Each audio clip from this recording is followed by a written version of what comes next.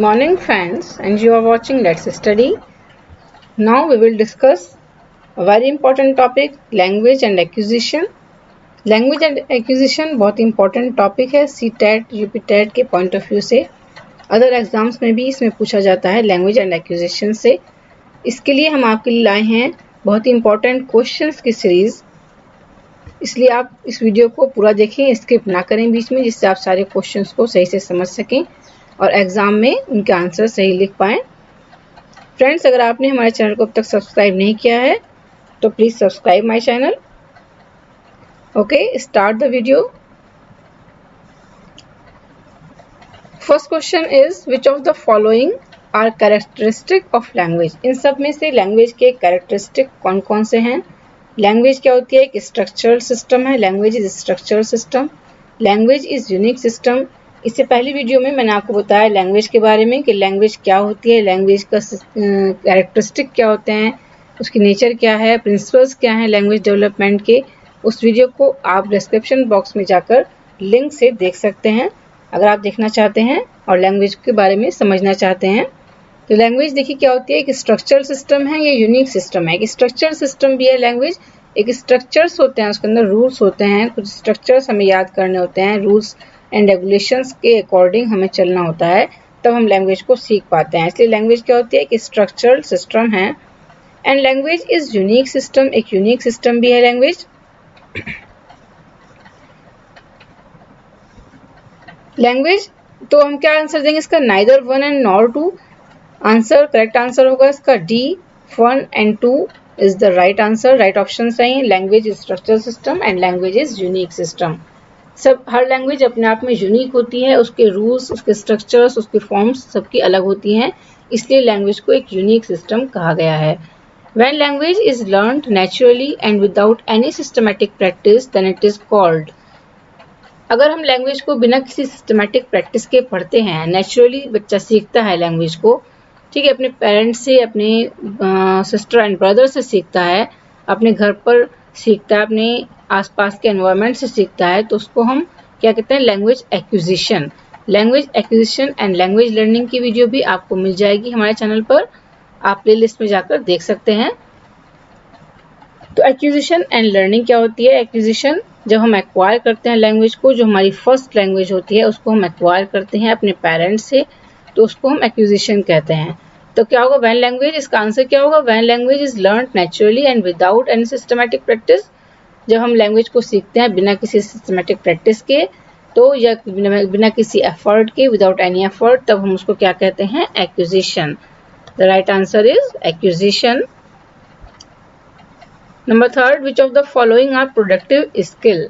Language को सीखने के 4 स्किल होते हैं। फर्स्ट इज एल यानी कि लिसनिंग, एस यानी कि speaking, R means reading and W writing. L S R W.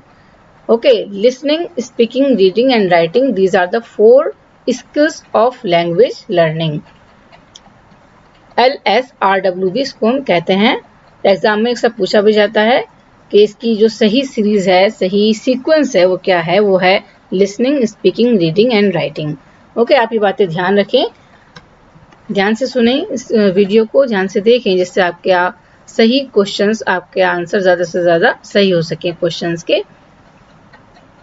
तो उसमें जो ये 4 स्किल्स हैं, इसमें 2 स्किल होते हैं हमारे प्रोडक्टिव स्किल और 2 होते हैं रिसेप्टिव स्किल। प्रोडक्टिव जिससे हम कुछ प्रोडक्शन करते हैं, मीन्स स्पीकिंग, अपनी बात बताते हैं, एक्सप्रेस करते हैं, राइटिंग से भी अपने आइडियाज़ को, अपनी फीलिंग्स को हम एक्सप्रेस कर पाते हैं। तो स्पीकिंग और रीडिंग को हम कहते हैं, कौन से स्किल होते हैं? Productive skill. एंड लिसनिंग और रीडिंग ये होते हैं हमारे रिसेप्टिव स्किल, जिससे हम कुछ ग्रहण करते हैं, रिसीव करते हैं, उसको हम रिसेप्टिव स्किल कहते हैं, जिसमें लिसनिंग और रीडिंग हमारे आ जाते हैं। दोनों ही क्या है? ये प्रोडक्टिव स्किल है, इसलिए हम दोनों पर लगाएंगे। Option number C, 1 and 2 are productive skill, speaking and writing. Number 4, the primary aim of teaching learning English is to develop expression skill, reading skill, conversation and communication. जो टीचिंग लर्निंग इंग्लिश को हम पढ़ाने का हमारा जो main M है वो क्या होता है? जिससे कि हम कम्युनिकेशन स्किल को डेवलप कर सकें, आपस में ज़्यादा से ज़्यादा लोगों से कम्युनिकेट कर सकें। The number 5 question is pause, stress and intonation associated with. ये जो टर्म्स हैं पॉज, स्ट्रेस एंड इंटोनेशन किसके साथ एसोसिएट करते हैं? They are associated with speaking. जब हम बोलते हैं तब हम पॉज लेते हैं, रुक कर बोलते हैं बहुत सी बातें, स्ट्रेस किसी पर ज़्यादा जोर देकर बोलते हैं, एंड इंटोनेशन और कभी धीमे और कभी तेज बोलते हैं, उतार चढ़ाव के साथ बोलते हैं किसी सेंटेंस को, किसी बात को सही से एक्सप्रेस करने के लिए। तो ये सब क्या है? ये हमारे स्पीकिंग के साथ एसोसिएट होते हैं। These are the associated with speaking skill. English in India is not taught as a. Next question is, ये क्वेश्चन भी इम्पोर्टेंट क्वेश्चन है। इंग्लिश इन इंडिया, इंडिया में इंग्लिश कैसे पढ़ाई जाती है, कैसे नहीं पढ़ाई जाती है? Foreign language, compulsory in school, language of comprehension and language of communication. Communication की लैंग्वेज है ये, स्कूल्स में कंपल्सरीली पढ़ाई जाती है, कॉम्प्रिहेंशन भी होता है लैंग्वेज में। इंग्लिश लैंग्वेज फॉरेन लैंग्वेज नहीं है ये, क्योंकि इसको हमारे कॉन्स्टिट्यूशन में सेकंड लैंग्वेज का दर्जा दिया गया है। English is the second language in Indian circumstances. क्योंकि इंडिया में सेकंड लैंग्वेज का दर्जा से दिया गया है क्योंकि यहाँ पर अलग अलग लैंग्वेज बोली जाती हैं। India is a multilingual country, बहुत सारी लैंग्वेज हैं इसमें। अगर हम कम्युनिकेट करना चाहें किसी एक स्टेट के पीपल से दूसरे स्टेट आपस में कम्युनिकेट करना चाहते हैं तो वो इंग्लिश में आराम से कम्युनिकेट कर पाते हैं। इंग्लिश सभी स्टेट के लोग जानते हैं, इसलिए इंग्लिश को सेकंड लैंग्वेज का दर्जा दिया गया है। इसका राइट आंसर हो जाएगा foreign language. English in India is not taught as a foreign language.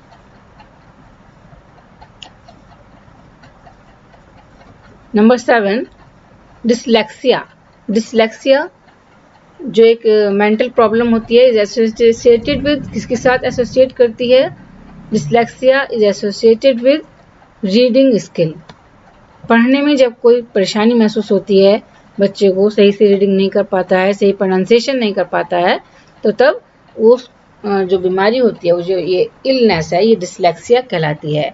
इस पर एक और वीडियो आपको हम बना देंगे जिसमें बहुत सारी जितनी भी ये इलनेस हैं, है ना, डिसलेक्सिया है जिसमें और बहुत सारे इलनेस आते हैं जो आपके एग्जाम में अक्सर पूछे जाते हैं। उस वीडियो को आप देखें। Language acquisition is not a rapid process. देखिए, आप अगर हमारे चैनल की सभी वीडियोस को देखना चाहते हैं तो आप चैनल को सब्सक्राइब करें और बेल आइकन को प्रेस कर दें, जिससे कि आपको सही टाइम पर नोटिफिकेशन मिल जाए और आप वीडियो को देख सकें और ज़्यादा से ज़्यादा क्वेश्चंस राइट आंसर देकर आ सकें एग्जाम में। Language acquisition is a rapid process. Language acquisition क्या है? एक रैपिड प्रोसेस है।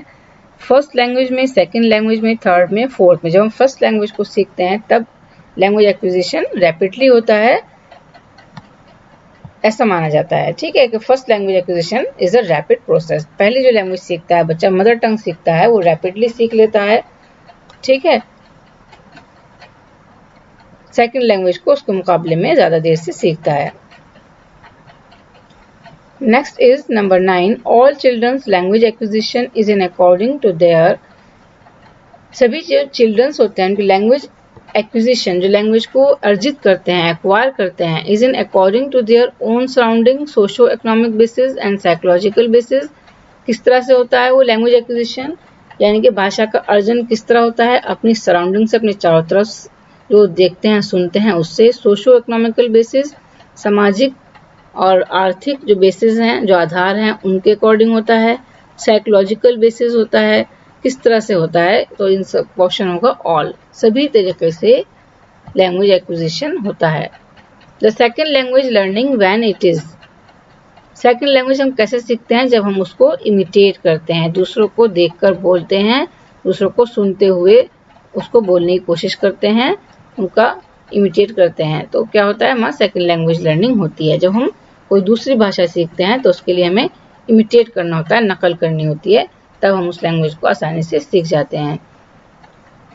बस आज के लिए इतना ही इस वीडियो में। आगे की वीडियो देखने के लिए आप चैनल को सब्सक्राइब करें और वीडियो को अगर आपको अच्छी लगे तो वीडियो को लाइक करें, जिससे कि हम मोटिवेट होते रहें। कमेंट बॉक्स में हमें बताएं कि आप कौन सी वीडियो देखना चाहते हैं या इस वीडियो में क्या कमी रह गई है, वो आप हमें कमेंट कर बता सकते हैं। Okay guys, thank you very much for watching my video.